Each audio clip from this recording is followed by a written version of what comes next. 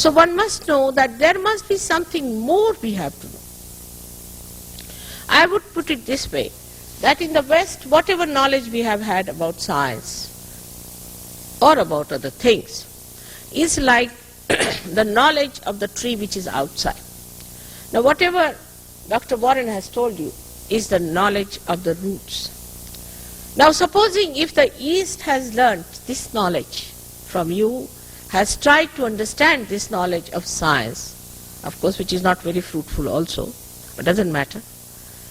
They have tried to learn this knowledge of science. Why not we try to learn the knowledge of the roots? The roots of the tree of life. Why should we not try to find out what are the roots which are to be nourished, which were neglected, and that's why we have problems.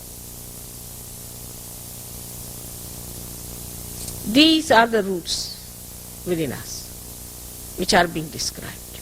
And when these roots are understood, then only we will see that something more has to happen, that we have to feel those roots. We don't feel them on our central nervous system. We have no sensitivity at all within us. For example, now supposing a person is getting mad, he is not conscious of it, that he is getting mad.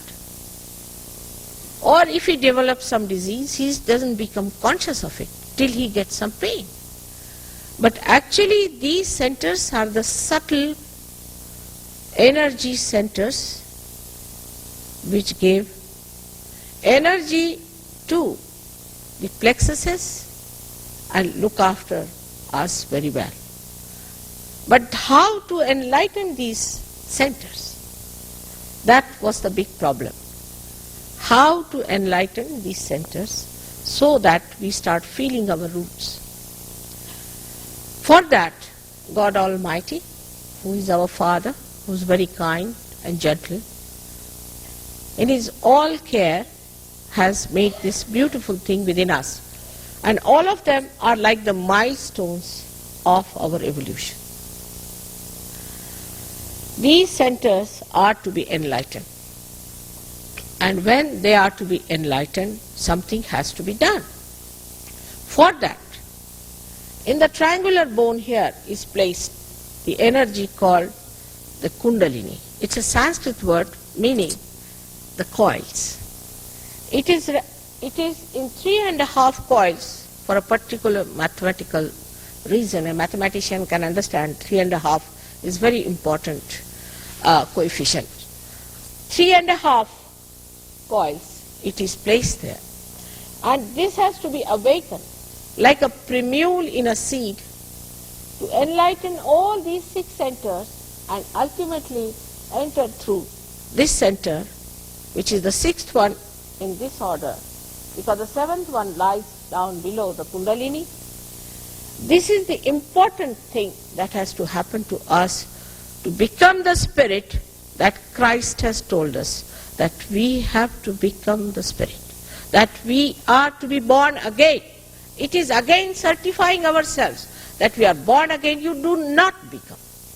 Let us accept one thing. We are not going to live with myths and dishonesty.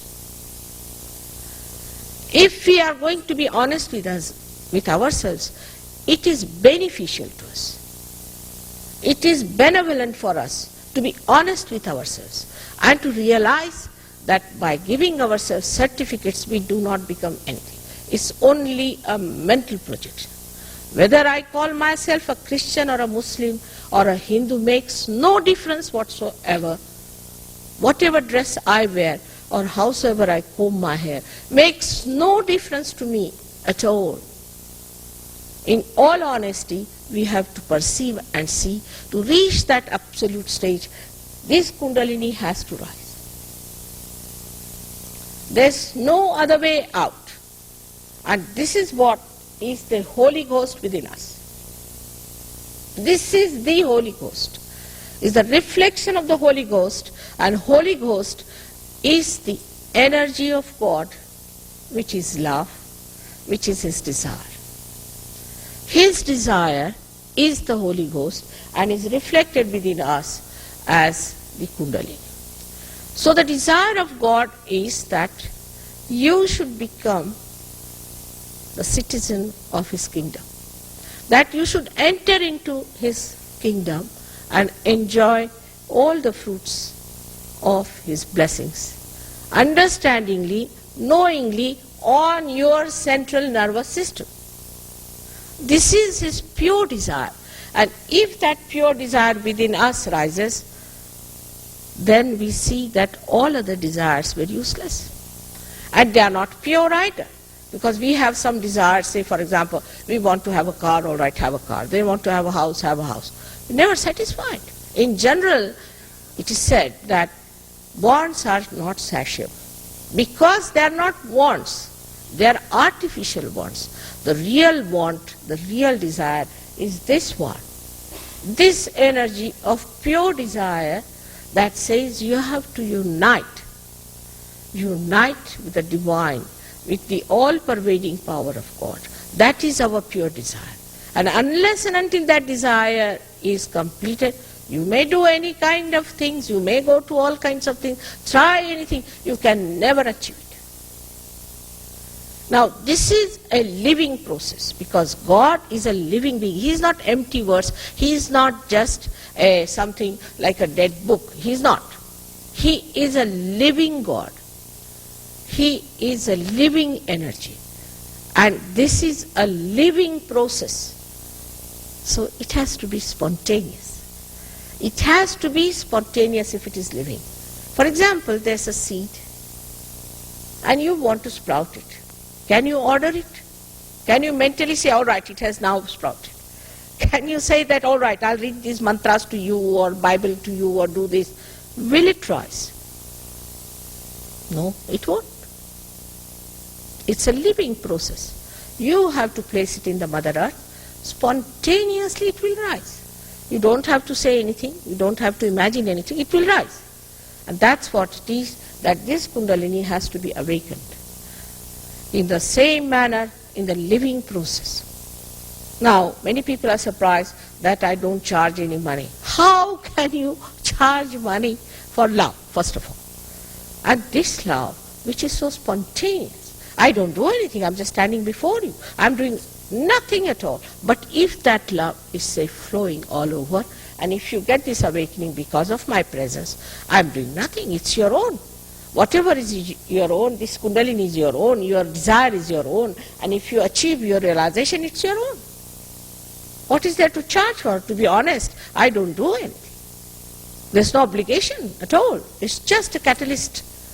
Then you become the catalyst, then the third person becomes the catalyst. Everybody can become the catalyst, but one has to be honest and truthful.